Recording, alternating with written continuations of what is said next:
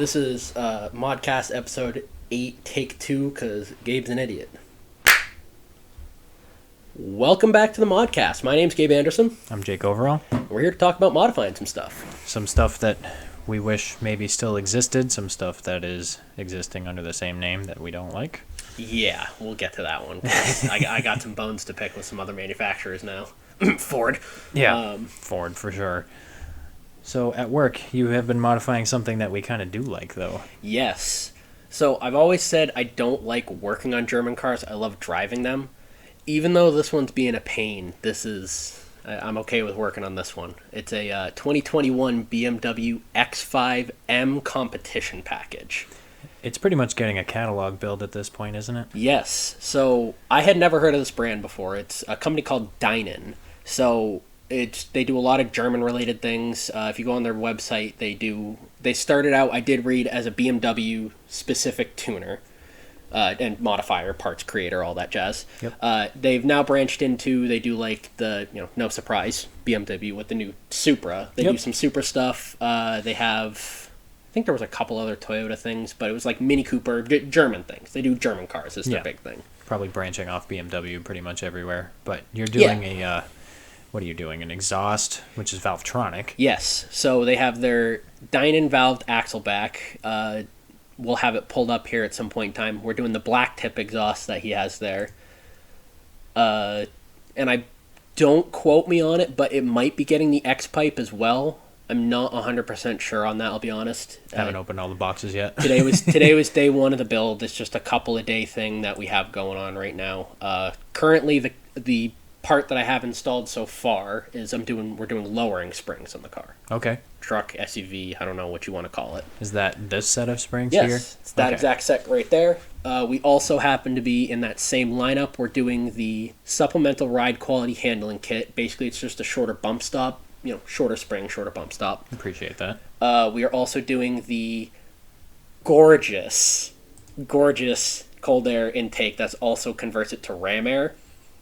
And once I have everything installed and with the owner's permission, the owner of the vehicle, I'm going to go in and get some pictures and some video clips for everybody for this, hopefully. Yeah, definitely. Because this is I think you said it was the B8, correct? The 4.4 liter. I'm not sure what the engine code on this. I know the B58 is the Toyota Supra inline 6. Okay. But this one is probably, it probably comes down from an engine that I want to talk about in a later vehicle that I do miss that I don't believe make it anymore. Okay.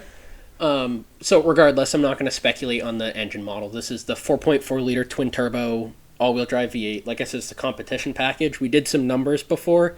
Now, I was just eyeballing this with a tape measure, but 16-inch diameter front rotors and 15-inch diameter rear rotors. That's a 6-pot and a 4-pot, respectively, yes, right? Which is, it's insane. Now, the best part, this is a black car with the gorgeous red leather interior. Red goes hard. But we did a complete, we had it outsourced, a PPF, matte PPF on the whole car. So the main body of the car is now this gorgeous flat black color, and then, or matte black color, and then it has a bunch of gloss highlights all over it. It's a gorgeous car. Yeah, it looks pretty badass, and I can't wait to see it when it's done. Yes, it's going to be. I'm looking forward to continuing to work on it. I will say it's not fun to work on by any stretch of the word, but what BMW or German car is. Sorry to all you, Euro guys. Euro guys. The car that I'm talking about that I miss is the 2004 BMW 645 Ci Coupe. It's not an M car. It is merely just a two-door rear-wheel drive. I'm not sure if they came in X-Drive or not, but again, 4.4 liters.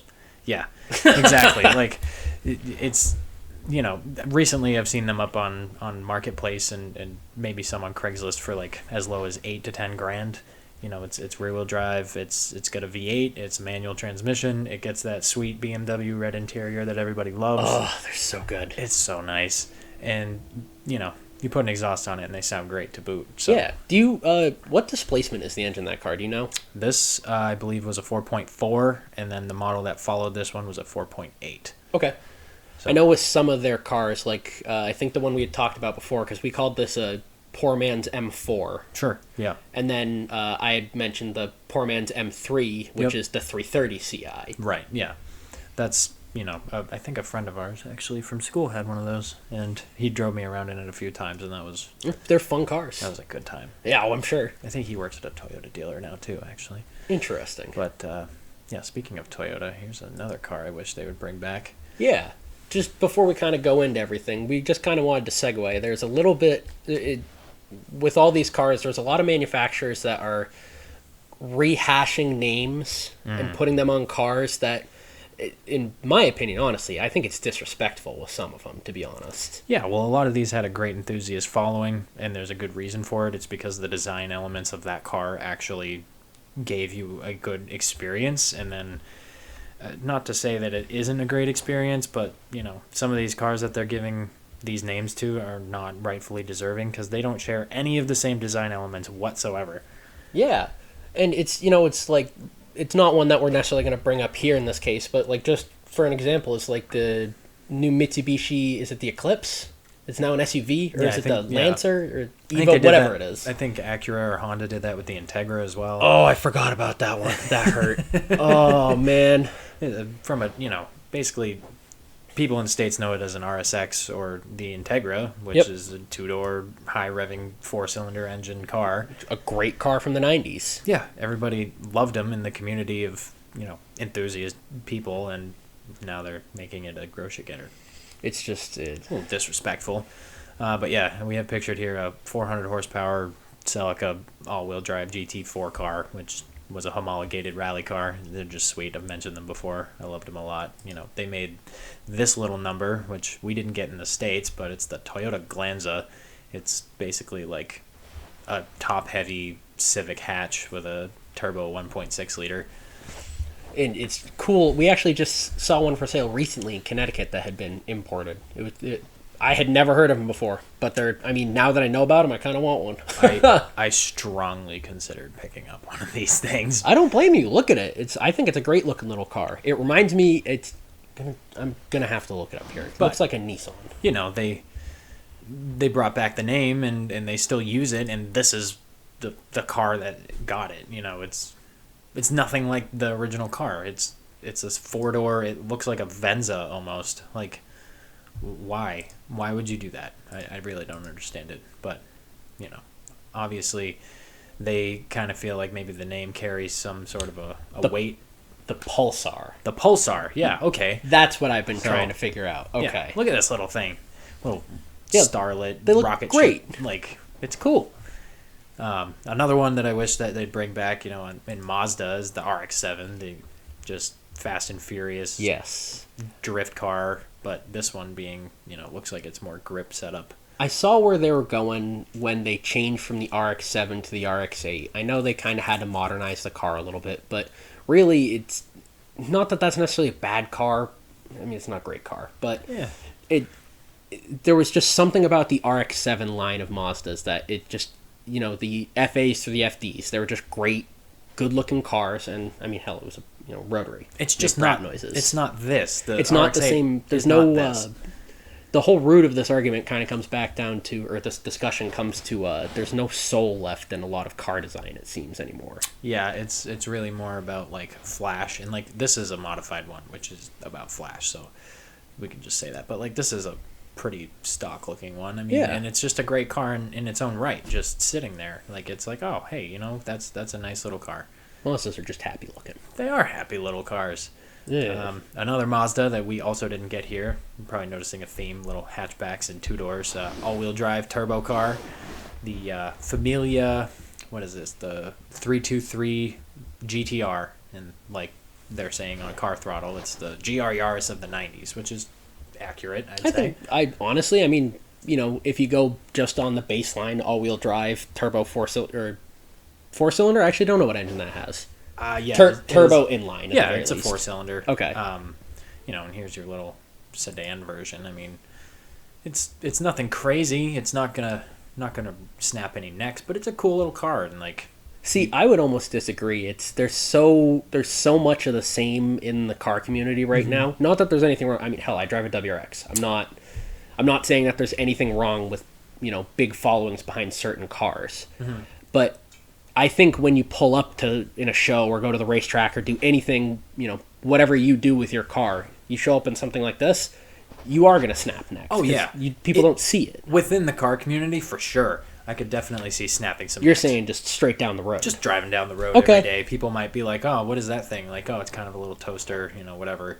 There's plenty of little cars out there, but like for someone who knows, you might see this, or you don't know, and then you go ask because you're into cars. You want to find out what this is.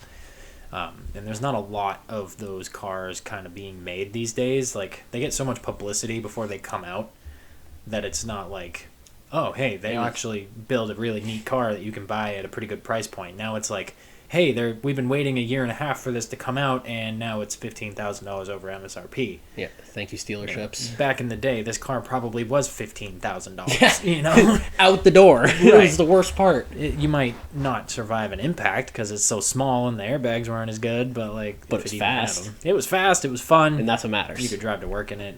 It's just one of those things.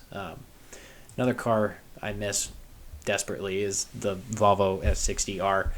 They still use the name, obviously, but this had the turbo inline 5 that my brother's C30 has, and nothing makes sounds like an inline 5. No, inline 5s are one of the god noises. Rotaries, inline 5s, stuff like that. Boxers especially have flat a great. Sixes. Oh my god! And the VR6. The VR6. Yes. That one. The Golf R32. I actually totally forgot about that car, but that really, yep. With that the VR6, it's such a great note. Do yourself a favor. Go and find an exhaust video of a VR6 Golf R32, and you'll probably want one. Yeah, it's one of the best sounding engines, and you kind of can't change my mind on that. No, definitely not. I had a friend. His first name was Alex. I can't think of his last name. When I was working at Sam's Club when I was in college, right? Sure. And he had a 2-door Cavalier, nothing crazy. I think it had a fart can on it or something, right? It was just his daily. He didn't care. It got totaled while he was at school, and he ended up finding a pretty clean R32, right? Mm-hmm. Oh, man, I knew what a VR6 was, but I had never been, around one before. Right. So to work with him and, go on, oh, man, I want one of those. Well, they fit 6 cylinders in a 4-cylinder size package, basically. Yeah, with 1 cylinder head. What? Yeah, 1 cylinder head, But it's a V still, technically. Yeah, it's just a very shortened V. Yeah. The sound that produces is just so much different than any other 6-cylinder. It's not an inline 6, and it's definitely not a full V6. It's a VR6. Yeah, it's VR6. It's the only way to describe it, really. And just here's a great example of a C30. I wish they still made this car because they really don't make a 2-door hot hatch anymore. No. Inline 5 turbo is just, a cool... And it sucks, too, because the whole platform in general just kind of is gone at this point, too. A little bit on the Ford gripe again, but... Yeah, well, and it's not like Volvo and Ford only were the ones who used this. Yeah. You still had the Mazda stuff, too, which... Yeah, so when we come back to Mazda, my big thing that I really wish would come back is Mazda's performance division. Now, you can buy sporty Mazdas with turbos and all that jazz, right? Yeah. But there was just something different about a Mazda Speed. Mm-hmm. The little crack addict cars. There's videos and stuff about the way they look, especially the Speed 3s. Yeah. Oh my goodness. Great looking cars. The Speed 6, I think, is a very underrated car, to be honest. It's actually all-wheel drive. I didn't know that personally when I first started looking at Mazdas like this, so I don't know if anybody else doesn't know. Now you know. Speed 6s are, I believe it's a viscous couple, so it's it's not always all-wheel drive. It's front-wheel drive and then biased to the rear type of thing. Sure. But really fun cars. It has the 2.3-liter, I don't know what Mazda's spec was, but the predecessor to the 2.3 EcoBoost, actually. Mm-hmm. Yeah, and again, just... an underrated car from the early 2000s that really doesn't... There was that one, the Speed 3, and then the Protege Speed as well, which I also... There's your Speed 3. Yeah, the wicked great looking cars. Here's your Protege. Look at that thing. Yeah, it's an awesome little car.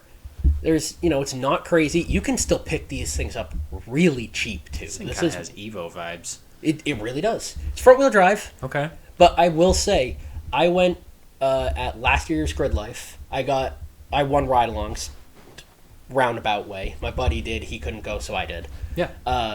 The last car I rode in of the day was a Protege Speed. Okay. And me and the guy that was driving went around the track wide open the whole time. You didn't have to lift. You didn't have to do anything in that car. It was not fast. But I tell you what, we had a conversation and we're laughing our asses off the whole time. It was a great experience. It's almost like no consequences. You can just No. chuck this thing into a corner because it really can't get out of its own way. No, it's fantastic. And he actually bought it specifically. The reason he actually bought that car is he used to be really big into the spec racing. I think it was spec racing fits, to be honest. The only problem is it got so competitive. He was like, it's not fun anymore. He's like, I go race to have fun. Yeah, It's exactly. like, no disrespect to people that go to race to win. I mean, everybody. At least when I go to race, I try and win, right? Yeah. But I have mad respect for this guy where he bought a car. He's like, I just go to have fun now. He's like, I whip my speed protege around the track. Yeah, I don't see anything wrong with that. No. At all. A little bit of gripe towards Ford. I mean, we've talked about a lot of Mazdas that we missed, but their daddy company kind of screwed the pooch when they brought back the Mach name originally. So this is the OG. the 1969 Mach 1 Mustang. Look at it. Gorgeous car. I mean, come on. And it's fantastic. They even recently, I think actually, was it last year, this year, whenever it was, very recently brought back the Mach 1 name again, right? Yeah. It's awesome. Good looking car, it's a couple of styling characteristics. Little Wang Gang. Yeah. It's a cool car. And it's a Mach 1. Now, to call a four-door electric SUV not only a Mustang, which is disrespectful enough as it is, but to then drag the Mach 1 name in with it, the Mustang Mach-E, I mean, that's just... My big thing is like, okay, I understand you're trying to drive sales, you're trying to do all that jazz, you're trying to make a snazzy car, right? Come up with a new name. Right. Call it something else. It's not a Mustang. It's not at all. It has nothing to do with Mustangs. You had a Mach 1, did you not? I did. Actually, technically my first car I bought when I was 12 years old. Now, mind you, no engine, no transmission, nothing crazy. But it was a 73 Mach 1 Mustang. Some people say that's the first generation of the Mustangs that aren't good anymore. I say it's the last generation of the good Mustangs. There you go. That exact bad boys. styling. Mine was actually, if you look further down the page, the blue and silver. That This was the one right color here? scheme of mine. Yep. All right. Yeah, but still, it's a Mustang. It is a Yes. two-door pony car. V8, mine was an automatic, but V8 rear-wheel drive pony car. Yeah. That's what it is. Not this four-door SUV stuff. Some other fun four-door stuff. Let's bring another brand into this. They at least kept the name and kept the general vibe with the Dodge Charger. But to make that car a four-door car, I mean, come on. Yeah, what is up with that? Also, these had a manual transmission Yeah. back in the day, and they only offered them in autos, as far as I know. I mean, actually, the Charger is only automatic. And it's one of those deals of, like, I mean, the big money Chargers from back in the day, like, if you go look and try and buy one now, is a Hemi 4-speed car. Yeah. Big money. Just because that's what everybody wants, right? Right. You would think it would have transitioned. Now, they do have the Challenger. They do still have a manual option, so I will give them... Well, except that they're discontinuing them this year. But Of course they are. generally speaking, they at least have that option in the car, so Don't I'll give them worry. some credit back. I bet you they'll bring it back as an electric car someday. Oh, I can't wait. Yeah, that'll be great. Did I put enough sarcasm on that? I think you could layer some more on there. All right, I'll have If to... people didn't Salt understand, Bay this shake is some like onto there. the bane of my existence in the car world is just stealing old names like, It's- I don't know, the Dodge Dart. The Dodge Dart. Ugh. I'm just going to go out on a branch and say that this one might be more disrespectful than the Mach-E, to be honest. It's got a Fiat motor, and it's a four-door front-wheel drive car. This is... What's on the screen here Does is a that Dodge look like Dart. what I just described to you? No. No. No, we're talking the car that's disrespectful, like the early 20-teens, right? Like 2013-ish Yeah, like Dodge 2013, Darts. 16, whatever, with the Tiger Shark 2.4 liter. Ugh, Oh, God. terrible engine, A friend terrible of ours had one car. of those. And don't get me wrong, if you called the car something else, it's a neat little car. It's whatever. They were kind of nice. They fell called apart it a a lot. Dart, though. They called it a freaking Dart. That's a Dodge Dart. Yeah, Dodge Dart, front engine, rear wheel drive. It's a muscle car. That's Yeah, the whole point. And exactly. I understand. An auto manufacturer can really only have, at least in this day and age, so many V8 or whatever, front engine, rear wheel drive, sports cars, muscle cars, pony cars, whatever you want to call it, right? Okay. That's fair. You don't have to bring the name back. Yeah. Again, we're just going to keep making that point because I don't think they understand. And we're not going to harp, like, I want to harp on it. I'll harp on it for the rest of the night if we had to. But it's just insane that manufacturers can't, like, not only has the creativity and the design of cars gone downhill, but the designing in them, too. I mean, like think about it. The new F-150 Lightning. Yeah. Yeah, there's a Ford, the F-150 Lightning from the 90s. Sport truck. The new Yeah, Lightning, right. all-electric pickup truck. Of course it is. And an ugly one to boot. How convenient is that they could just use the name Lightning for an electric car? It's Yeah. like, no, you already used that. Come up, call it the Zap or something. Like, Yeah. I'm not in the marketing department, but figure it out.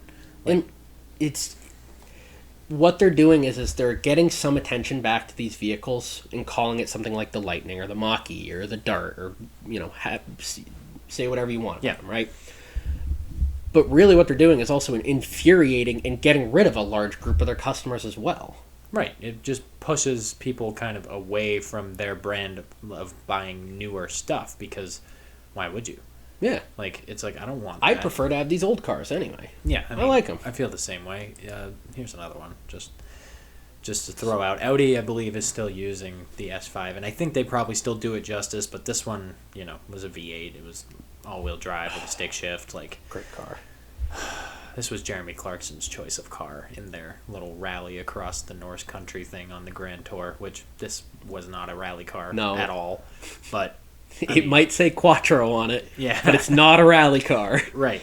And they could have picked, like, a handful of other cars to bring back from the early 2000s to compete with the Evo and the Subaru that were the other two cars that James May and Richard Hammond drove in that episode, namely, like, the old Corollas or the old Mazdas, like we showed. Like, They were all homologated rally cars. Maybe could have showed one of those, but he was like, V8, comfy. V8, rear-wheel drive. I got into sat nav. Speed! Like, let's go for some speed.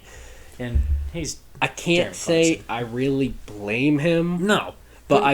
But just in the spirit of the episode, it would have been cool to see 3 homologated rally cars. Right. Oh, well.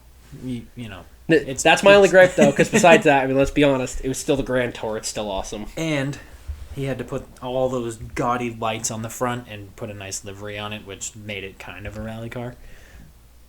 No. No. No. Damn it. I tried. Hey, you know what?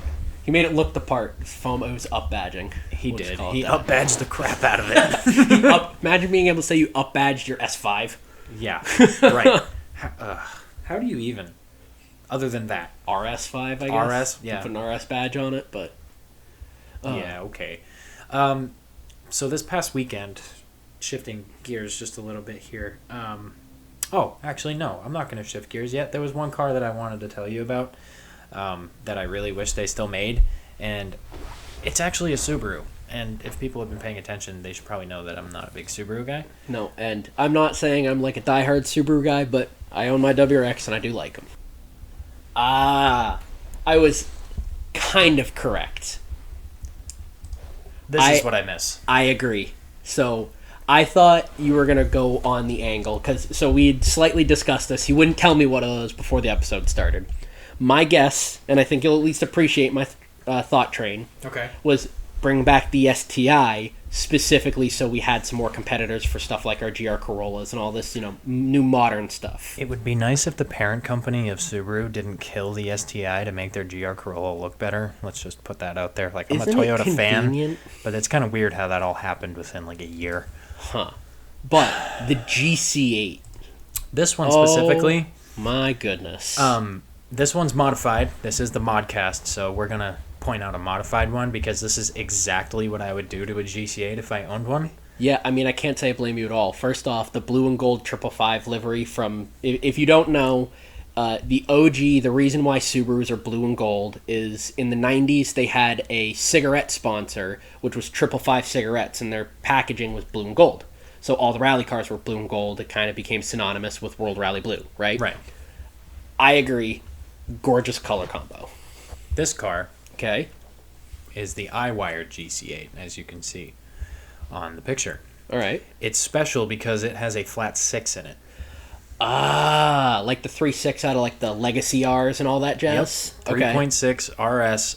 So watched a video on this. This guy does plug-and-play wiring harnesses for pretty much Subaru everything. I appreciate that, especially As- being a wiring guy Exactly. and a Subaru guy. So I figured you would like this. I do appreciate it. So it turns out that one of the EJ 4-cylinder flywheels, Okay. when put on this engine, is technically a stronger lightweight flywheel. Really? So this thing revs like a demon. Oh, I appreciate revving, especially revving boxers. Yep. Larry Chen did a video with this guy on this car. This is like 306-ish horsepower right out of the box, NA. It's a great car. Like, there's some out there that are turbo and they make like 800, 900 horsepower. They're just ridiculous. But this thing, he like daily drives it. He went out of his way to go find parts from Japan to give, extra storage compartments where there used to be airbags and stuff like that. So it's got a full interior. Like, the thing is super clean. And like I said, I am not a Subaru fan, but like, I would drive this every day if I could. Now, so in the aspect of this Subaru, are you specifically wanting only the two-door? Yes. Okay, I agree with that then. I'm not big on four-door cars, personally. There are a few out there that I think are just really nice, like the S60R and stuff, but two-door is really my thing. Obviously, I drive a TC. I like old Celicas. Even my trucks are two doors. It's... You just got to. Yeah. Now, I will say, I don't know if you know this or not, we never got a WRX or STI version of this car. Actually, STI wasn't even a thing then. We did not get a WRX version of this car in the States. Right. You could get one in Japan. Mm-hmm. We got the two-door Subaru, which was also the last two-door Subaru sport car thing, whatever you want to call it, as the 2.5 RS. Yep. Or you could also get it in Impreza, but that was the four-door. So, ideally, they'd bring back something like this to the States with a turbo or a flat six, which would be... And I can get behind either one of those. And if it's going to be a boxer, I mean, they have the new FA series engines. Actually, what is the brand new one?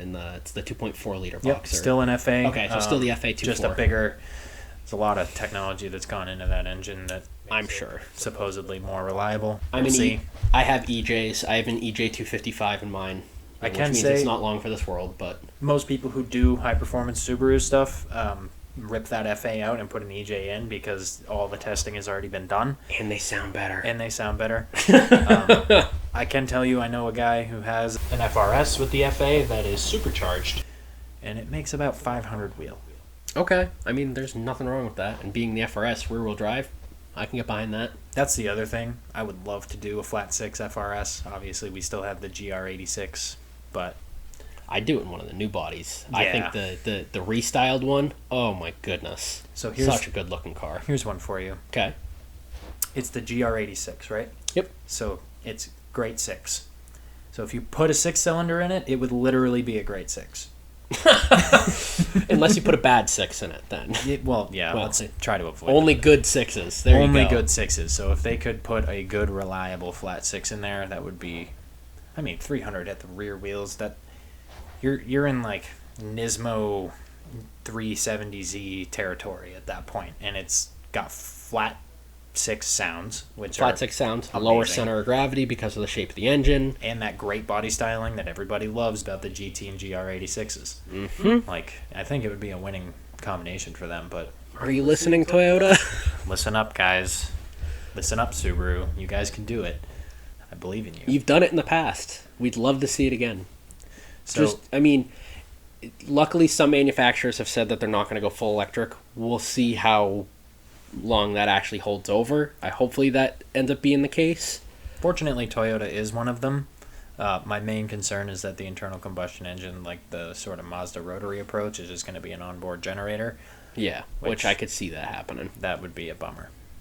As long as I have an independent control of throttle so I can rev it when I want. Yeah, at least let me pretend. Yeah. Oh, speaking of pretending, by the way, okay. Lexus, I believe, has a it's like an automated manual in an electric car to make you think that you're shifting. It's this like weird system that we can dig into later. It's like a dummy shifter? It's a dummy shifter with a dummy clutch pedal, and it makes it feel like a manual car, even though it's not. It is an electric car. What is the point? Like, there's no manual gearbox. It's an electric car? It's an electric car. There's no manual gearbox. Oh, that's weird. It just kind of like staggers the the acceleration to make it feel like... That's like the approach that they use with the CVT transmissions, where they like make it feel like you're shifting and you're revving, which literally just hurts performance because it slows down the CVT. And it's going to wear out the transmission quicker because it's not, it's supposed to just rev. Right, it's like a snowmobile. Literally it's the snowmobile clutch system. Yeah. You get to a certain RPM, it engages the belt and starts spinning things. Yeah. Oh, God. Actually, on that topic, I watched a video last night about Williams back in the day in Formula One. Okay. They put a CVT in a Formula One car and took it around Silverstone, like back in the 90s. I bet you it was fast. It was about 3 seconds faster than the other car with the other gearbox. The same car with a different gearbox. Wow. With the 8-speed transmission. I think, no, it was a 6-speed back then. So with the 6-speed transmission, they went to a CVT, and it was like 3 seconds faster, and then the FIA instantly banned it. That's like the... I don't know exactly what's been done to the car, but it's the Jeff Gordon T-Rex car. Yeah. Yeah, the one that it went out on the track, broke all the records, and was banned immediately. Mm-hmm. Huh. Yeah, that's... I hate when they do that, but I guess they're seriously, for it. Let it race. They think that there was no way that because the engine literally just stayed at its peak power RPM the entire time. Yeah. So they were worried about there needing to be extra cooling capabilities. It was going to have a weight penalty. The engines were going to blow up more often. There was no way to like actually hold the power for the entirety of an F1 race because it literally only did like 1 or 2 laps, and now it's in a museum. Well, I mean, that's cool at least. But, I guess that's very interesting. But at the same time, too, I feel like kind of like in a snowmobile, not to keep bringing it back to snowmobiles, but or two-strokes in general are designed to run in very narrow RPM bands. Right. Usually at their peak performance for the pipes they're using, right? So if you just designed the whole car around the strains at that RPM... Right. Then it would make sense. Yeah. Like, yeah, if you just bolted into an existing car that was designed to shift, then, okay, it doesn't make a ton of sense. Yeah, it's going to have a couple of things, but if you just... I don't know. It's a little odd. It's an odd way of thinking about it, that's for sure. I guess I'd be curious to see how they actually did the whole drive mechanism on it. Yeah, it was like a steel linked belt, basically. Like all the links were individually steel, and it made up a belt. And then, those were 850 horsepower engines, and they couldn't handle the power, I guess. So they were worried about, just all the cars blowing up and stuff, but... Regardless, cool little piece of history to see where it has and hasn't been used. Terrible use in normal automotive. Oh my goodness, they're not good. Yeah, no, they're... Like the car that comes to mind, speaking of Subaru, was like a early 2000 or early 2010s Forester with the CVT. God. Oh, what a terrible transmission. Yeah, so bad. Goodness. So bad. Oh, well, speaking of Formula One, we had another Grand Prix this weekend. Oh, yeah? Saudi Arabia. Okay. So Red Bull, not surprisingly, is still on top. This time it was my boy Checo Perez.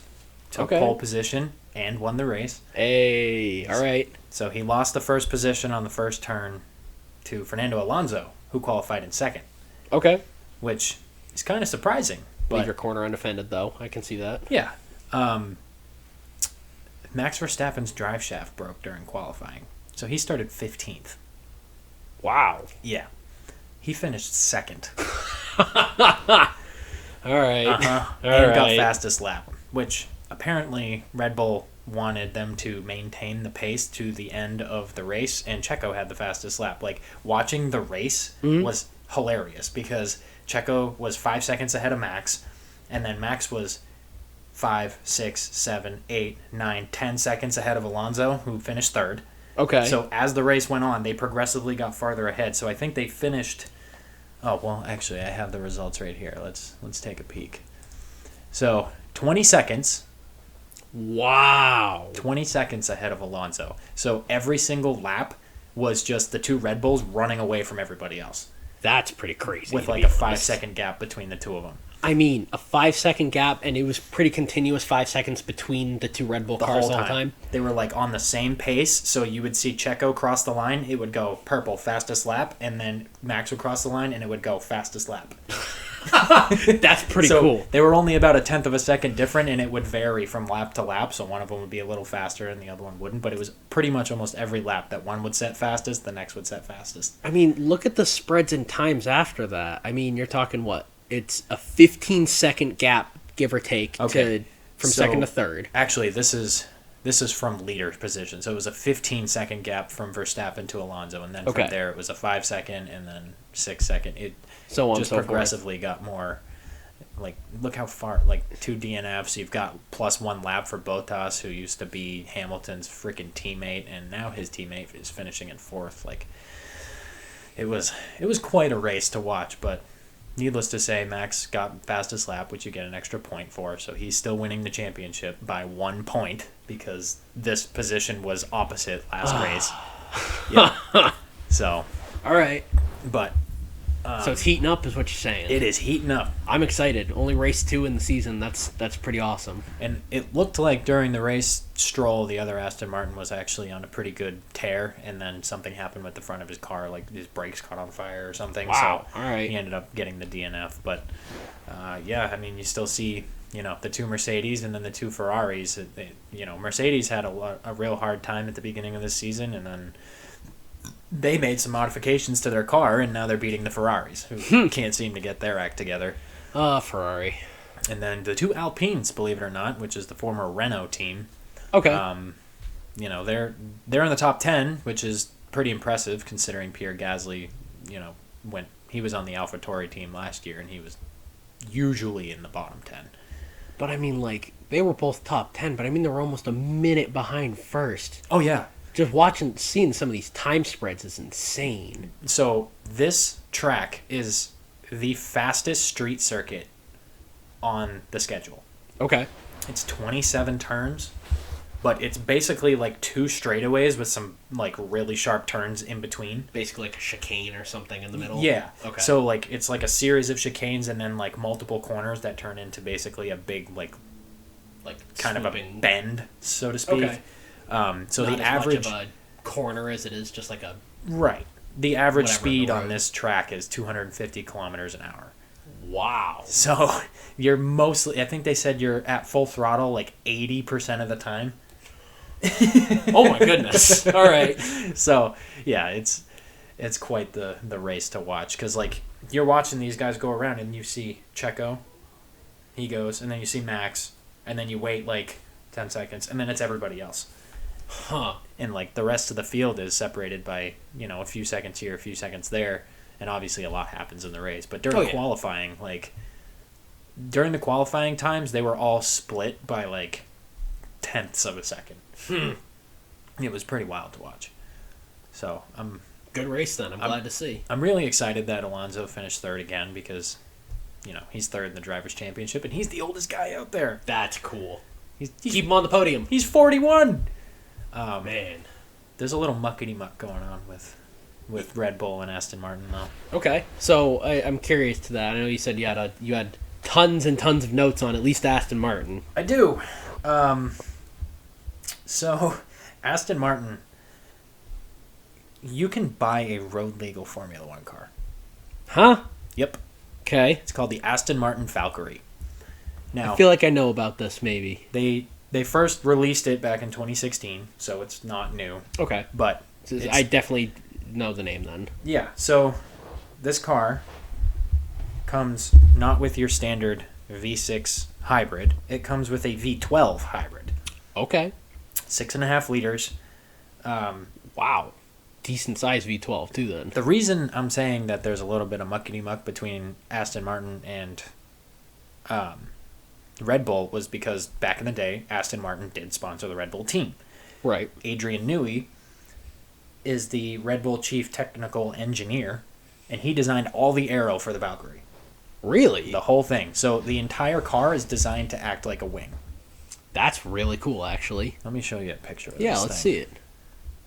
There it is. I do know about this car. Okay. So there's 2 options. Aerodynamic to the max. Yeah, oh yeah. The whole thing is designed. It's basically, they said that it makes so much downforce that they actually have reliefs built in that are active to bleed some downforce off, because it could it makes so much they need to decrease the downforce? Yes, at certain points they need to decrease the downforce just to get it to actually respond. Oh my goodness. So there's the Spider, and there's the regular gull wing style. They're making, I think they said 85 of the Spider, and they made 150 of the regular ones. Okay. This thing is just... So the engineer who spoke about this car, who was like in charge of the chassis and everything, was like grinning ear to ear the entire time he was talking about this car. How can you not? I mean, it's not... I'm not going to say it's the most gorgeous car on the planet, but that's not a bad-looking car by any stretch of the word. It's just because he got to go crazy. This car literally is limited on power. It's set to... I think it was... Let's see what I wrote down here. It's 1,001 horsepower. What? It's a 48 valve 4-cam V12. It revs to 11,100 RPM. Huh, okay. Makes its peak power at 10,600 RPM. It's got a twin plate clutch off an F1 car with an E-motor on the input shaft of the transmission. They tuned a first gear pull-away with the electronic motor because other hypercars tend to have a lurch to them. Right. And they limited the electric motor to 160 horsepower because it'll blow the tires off if it's any more powerful. Because it makes so much torque in first gear. Wow. Okay. So it literally is like an F1 car then. It has... Yeah. So, like, it looks like it has, like, fenders, but all behind that is all open. So it's basically an open wheel car. That's really cool. So, like, here's a side shot. Like, you can see everything is open in here. And they have this little diversion plate in the middle, like, right underneath the door. That separates the dirty air from the clean air. So the clean air goes to all the intercoolers, and, like, the intake is actually on top. But it goes to all the coolers, and they have vortex generators on the side so they can actually create, basically, like, a controlled air situation around the car. They went carbon ceramic because they wanted it to... It's a road legal car. Like, you can own this and drive it every day if you wanted to. Because of that, they had to put a center stop lamp on the back of it. Which originally was basically just like a little wing, like a little, like, tail, basically. Yeah. It's 6 millimeters wide. It was going to be 1 millimeter wide, but they had to put a light in it. So wow. Yeah, and like they said even like the front, like right here, this whole, like, what would be like the hood, is the whole front of this car is like a wing, so it creates downforce. Like, your hood makes downforce.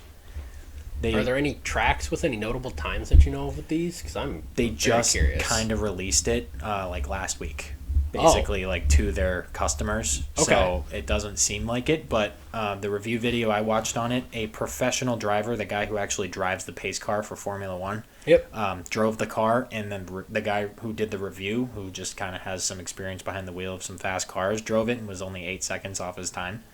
That's insane. So this is like the actual, like, race car version of it, which has some different things. Like, they don't actually share a ton, but, like, it's, you know, the aero is similar. They've got the headlights. They've got slicks on this one. I mean, it's close enough that, I mean, if you look at the cars side by side, you definitely know they're one's derived from the other. So, do you see this this wiper? I do now. It took them a year to figure out how to meet the legal requirement for this wiper, and they had to hire the people who helped make the NASA space shuttle to do it. For what reason is it? Because they wanted to maintain the perfect aerodynamics regardless of its position. So it actually moves perpendicular to the windshield perfectly in all positions. Interesting. So it kind of like rolls over the windshield instead of wipes the windshield, if that makes sense. And it's all carbon fiber. This whole car is carbon fiber and titanium, basically. It has to be at that point in time. I can't even imagine what the price tag is. It's a lot. They're all sold, though. I'm not surprised even in the slightest. All 200 and some odd of them. They actually used so much titanium to build these cars that they created so much demand for titanium that the global price of titanium went up. Wow. Okay, good for you, Austin. Yeah. Aston Martin, I should say. They received a call because the last time that happened, they were building the SR-71 Blackbird. Okay. So, yeah, it's a hell of a It's a hell of a car. I believe the seats weigh less than the wheels, and the wheels weigh less than the tires. That's crazy. How is it comfortable then? It probably isn't. Good. It's a race all car. Carbon and like a little bit of foam. Look at me over here. I'm like, yeah, I want this 1100 horsepower wing to to be comfortable. I hope what I'm about to tell you blows your mind. Actually, here's one thing. So let's see. The fronts are 420 millimeter rotors with a 6-pot caliper. The rears are a 385 millimeter rotor with another 6-pot caliper. They are Michelin Pilot Sport Cup 2 265 35 ZR20s on the front and 325 30 ZR21s on the rear. Wow. It's double wishbone suspension. The rear drive axle goes through the middle of the lower wishbone. I don't want to work on that car. Actually, I take that back. If I had the opportunity to work on that car, I do want to work on it. I just want to look at it. Like, literally. Come on, look at that thing. Can I stand within 20 feet of it, please? It's got a push rod suspension. Like cantilever style. So it's a push rod that goes to a passive rocker that's connected to an active damper through a torsion bar to an active rocker with a hydraulic actuator. What? Which controls anti-pitch, anti-roll, anti-dive, anti-squat, anti-heave, and full platform control. So this car is literally capable of, at all its speeds, being flat through every single corner, but they engineered in pitch and roll so that it feels more natural to drive.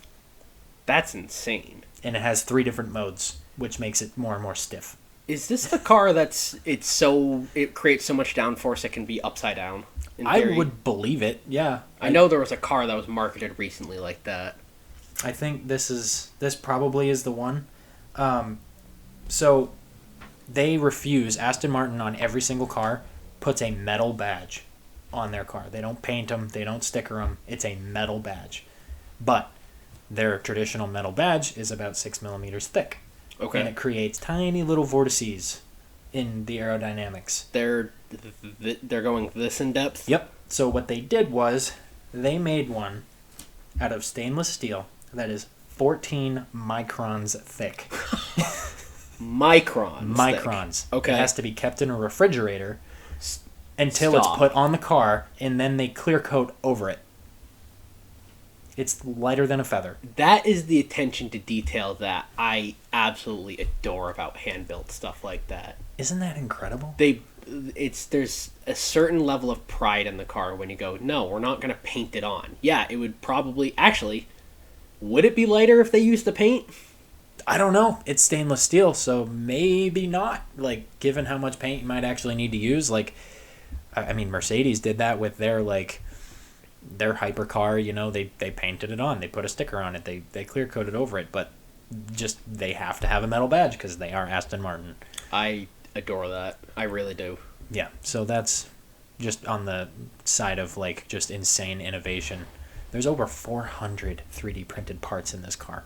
That's really cool. And Aston Martin has never put 3D printed parts on anything before. So they went from none to creating this beast of a vehicle that's, I'm not going to say half 3D printed, but 3D printed to say the least. Yeah, like a crap load of it is 3D printed. Bunch of interior carbon parts and stuff. It's I'm assuming what we're seeing in the background of that picture is incomplete versions of this car, correct? Yep. So it's it's all titanium, probably some aluminum. It's a carbon fiber monocoque construction, just like a Formula One car. It's very much a road legal Formula One car. I would love to see one of those. I'd be curious to know how many of them are actually coming into the States then. Probably 2 or 3 maybe, I would imagine. There might be one in Canada, though. The owner of Aston Martin is Canadian. Really? And he's a billionaire, so I can't imagine he doesn't have one of these. I mean, he probably has number 1, to be honest. Yeah, and his son drives for the team, so I don't see why not. Yep. That's crazy. Yeah, so that's all things new in the world of Aston Martin. They're just... I guess they have a crazy electric car, too, but I don't really care about that. Yeah, it's whatever. It's an electric car. This is still using a V12 engine. Yeah, hybrid, even hybrid. I don't even care about hybrid stuff, because there is actual... there is good stuff about electric. Your instant torque, crazy 0 to 60 times and stuff like that. But it loses its soul when there's no more internal combustion. Right. I want to hear that V12 sing. Mm-hmm. This thing has... this also has drag reduction system, and it's got an electronic boost when you're accelerating on the straight. You can hit a button and it goes faster. It's almost like the... as if it needed to go faster. Yeah, what's it say? The 1160 horsepower or whatever the production number was. Yeah. Like, it's absolutely unhinged. But yeah, I'm very fascinated to see what happens with Aston Martin this year. I look forward to seeing some track times with this thing. I know. It's going to be crazy. Huh. Well, I think with that... Yeah, I think that pretty much does it. I didn't really have much else, except I didn't want to go and promote it, but I did just turn the old quarter century. I just had my 25th birthday. So happy birthday to the goob. Yes, me. Happy birthday, me. Fun stuff coming. Hopefully we'll have some video segments for this in the near future, and we recently got some backlighting. Yeah, all the, we're obviously still a little small production thing here. We didn't even have 2 microphones when we started. Yep. So we don't share one anymore, so we're making steps in the right direction. We're doing all right. All hand-me-down products, but it's all right. But that's okay.